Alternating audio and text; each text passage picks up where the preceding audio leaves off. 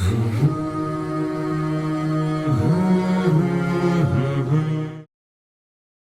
اللہ الرحمن الرحیم۔ السلام علیکم۔ موجودہ حالات میں مجھے واصف علی رحمہ کی ایک بہت خوبصورت کوٹیشن یاد آ رہی ہے۔ آپ فرماتے ہیں کہ اگر چھت گر رہی ہو تو بھاگ جاؤ، لیکن اگر آسمان گر رہا ہو تو ٹھہر جاؤ۔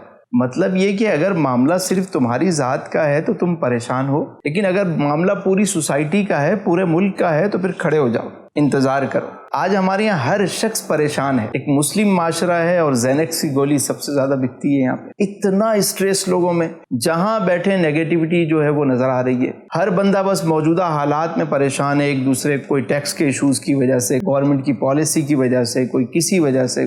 لیکن میں سمجھتا ہوں کہ اس میں بڑا کردار میڈیا کا ہے۔ میڈیا کو ہم دیکھتے ہیں تو لگتا ہے پورا معاشرہ شام کو خودکشی کرے گا، لیکن شام کو جب ہم پریکٹیکل دیکھتے ہیں تو روڈوں پہ اسی طرح ٹریفک ہے، ریسٹورنٹ اسی طرح بھرے ہوئے ہیں، اسی طرح جنابے والا پارک میں اسی طرح رش ہے، اسی طرح سارے جتنے شاپنگ مال ہے وہاں آپ کو ویسے ہی رش نظر آتا ہے۔ پارکنگ میں جگہ نہیں ملتی، ٹرین کی ٹکٹ نہیں ملتی، پلین کی ٹکٹ نہیں ملتی، ہر جگہ جو ہے وہ ایک لوگ اپنی اس تمام ایکٹیویٹی میں لگے ہوئے ہیں۔ مگر جب ہم میڈیا کی باتیں سنتے ہیں تو ہم پریشان ہو جاتے ہیں۔ تو زیادہ میڈیا کو نہ سنیں، اور ہم اللہ اور اس کے رسول کے ماننے والے ہیں۔ ایک بہت خوبصورت حدیث کہ بندہ اپنے رب سے جیسا گمان رکھتا ہے اس کے ساتھ ویسا معاملہ ہوتا ہے۔ تو ہم جتنا اچھا گمان کریں گے، جتنا اچھا سوچیں گے، اتنا ہی اچھا ہوگا۔ واصف صاحب کے پاس ایک شخص آیا اور کہنے لگا حضور بہت معاملات بہت خراب ہیں، بہت۔ یہ آج کی بات نہیں بتا رہا، جب واصف صاحب حیات تھے تو اس دور میں بھی اس طرح کے لوگ ہوتے ہیں، ہر دور میں ہوتے ہیں جو پینک پھیلاتے ہیں۔